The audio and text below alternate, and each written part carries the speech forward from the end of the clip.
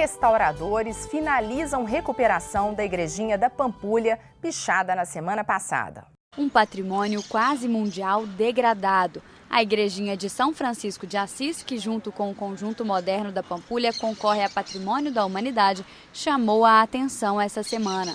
Infelizmente, não pela sua beleza ou por suas curvas, mas por um ato de vandalismo que chocou turistas e belo-horizontinos. Eu acho falta de respeito, né? Em primeiro lugar, que é um patrimônio histórico, segundo, que já é a pichação, né?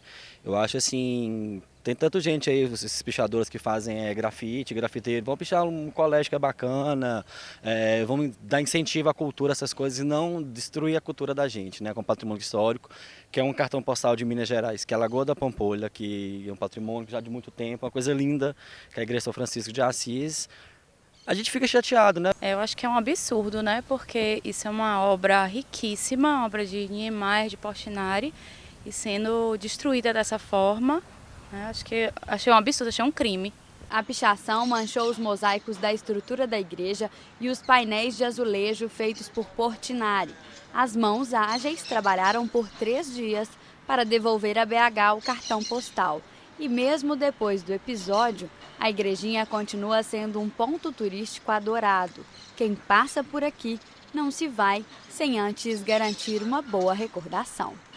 O Consulado da Índia em Minas Gerais fez doação de remédios para ajudar vítimas do rompimento da barragem de Fundão, da mineradora Samarco, localizada na cidade de Mariana. De acordo com o prefeito do município, Duarte Júnior, a medicação é eficiente para o tratamento de habitantes de áreas de risco. A barragem Fundão da Samarco se rompeu no dia 5 de novembro de 2015 e é considerado o maior desastre já ocorrido no Brasil.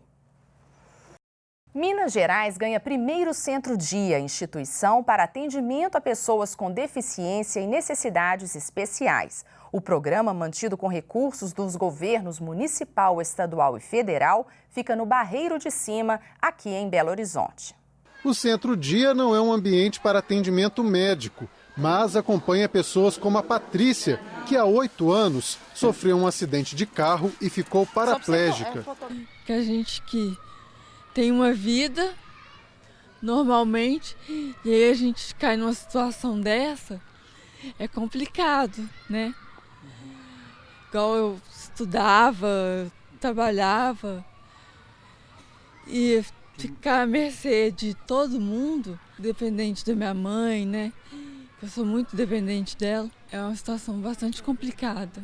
Depois que viu sua vida mudar, ela passava a maior parte do tempo em casa, até vir para a instituição. Aqui a gente faz oficinas, tem muitas oficinas aqui. Tem oficinas de plantar árvore, de cantar, a gente fica cantando. A autoestima da gente fica mais elevada.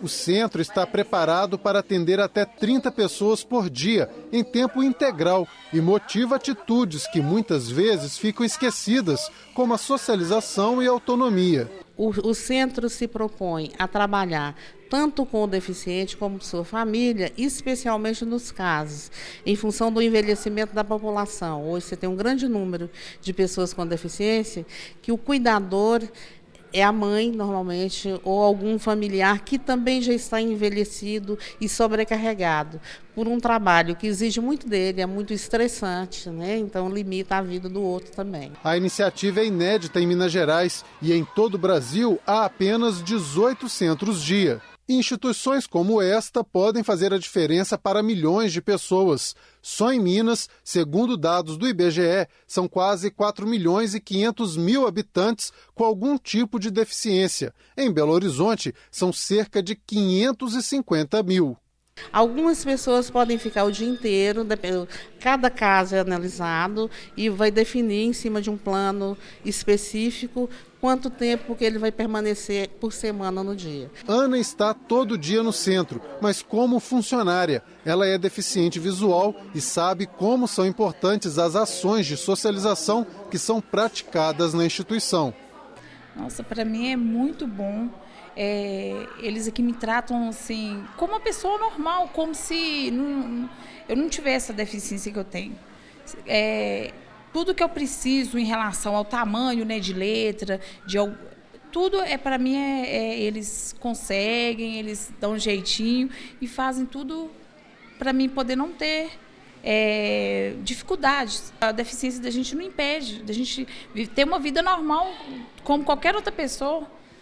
Eu tenho a vida normal, faço tudo que uma pessoa que não tem deficiência, eu vivo a vida normal. O Ministério Público Federal entregou à sociedade civil mais de 2 milhões de assinaturas em apoio à campanha 10 Medidas contra a Corrupção. As 10 medidas reúnem 20 propostas de alterações legislativas que visam aprimorar a legislação brasileira no combate à corrupção. Este é o assunto do Horizonte em Foco desta semana. Tem uma máxima na política mineira que diz que em política não se deve cometer atos inúteis. O PMDB deixa o governo esta semana. Deixa o governo para se tornar governo. Este ato não é inútil.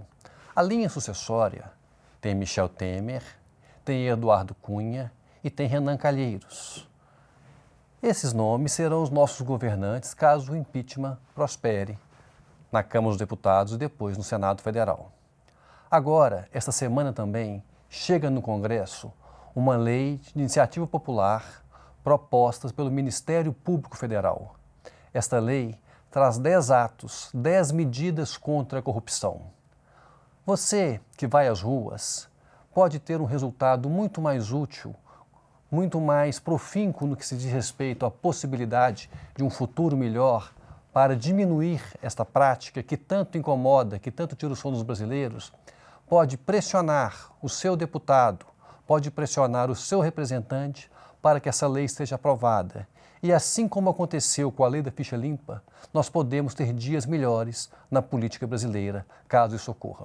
O Escritório de Integração do curso de Arquitetura e Urbanismo da PUC Minas é um dos principais canais para os projetos de extensão da universidade. Leva planejamento e assistência técnica às ocupações urbanas. A ocupação do Isidora na região metropolitana de Belo Horizonte faz parte das comunidades atendidas pelos projetos do Escritório de Integração da PUC Minas. O trabalho conjunto dos diversos cursos faz a diferença no atendimento às populações de comunidades carentes. São 4 projetos de assessoria técnica, às ocupações urbanas, e os 4 projetos eles estão vinculados aos processos de urbanização, ou seja, os processos pelos quais os moradores eles criam as condições para eles morarem, e criam condições para viverem coletivamente, sua vida cotidiana.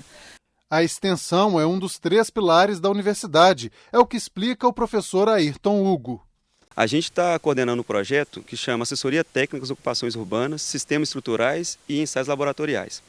No caso desses 3 pilares, o que a gente buscou? A gente veio a ocupações urbanas, identificamos quais que eram as demandas delas e captamos alguma parte de material que existia na própria ocupação. Então, nesse modo, a gente fez a extensão, subsidiou o trabalho, a pesquisa foi o desenvolvimento mesmo para poder conseguir criar essa metodologia e o ensino envolveu todas as disciplinas dos alunos na parte de materiais de construção do curso de Engenharia Civil, com os alunos aplicando, Atualmente, a região possui uma área de 9 milhões de metros quadrados e 30 mil pessoas, aproximadamente, ocupam as 3 vilas que formam o Isidora. As famílias da ocupação estão há mais de um ano em negociação com a prefeitura para garantir a legalização dos terrenos. Mas o poder público defende que a área seja desocupada para a construção de apartamentos populares por meio do programa Minha Casa Minha Vida. Quando a PUC chegou na ocupação, a gente ainda não tinha nenhuma maquete da ocupação. A PUC fez a maquete das ruas, do meio ambiente para a gente, então foi muito bom, ajudou muito. A ideia de estar colocando nome nas ruas, o número nas casas, isso foi muito importante para nós moradores. Mas a vida de quem luta pelo direito à moradia não é fácil. São muitas as dificuldades enfrentadas na ocupação. Falta o posto de saúde, falta a creche, falta a aceitação no posto que não recebe bem, porque não tem fala assim, o bairro estruturado como legalmente da prefeitura. Aí fica a isenção do poder público, fica a falta dele, né? Ocupação e invasão, qual a diferença? A invasão é quando você chega e ocupa o terreno. A ocupação é quando você já está instalado nela, né? Você já tem a rua, já tem a luz, já tem a água, já tem ida para a escola, ida para o posto, ida para o supermercado, a compra do material de construção que chega até a casa. Aí se torna ocupação. Projeto Caixa Acústica tem início em abril. Iniciado em 2014, o projeto divulga o trabalho de artistas da cena musical mineira. A terceira temporada do projeto promove encontros musicais de artistas mineiros com o objetivo de difundir a música produzida em Minas Gerais. Este ano, a programação começa no dia 2 de abril e termina no dia 15 de maio, com apresentações inéditas de cantores consagrados e também de novos talentos. O projeto Casas, que integra a programação do Caixa Acústica, acontece nos dias 14 e 15 de maio e este ano presta homenagem ao cantor Fernando Brant.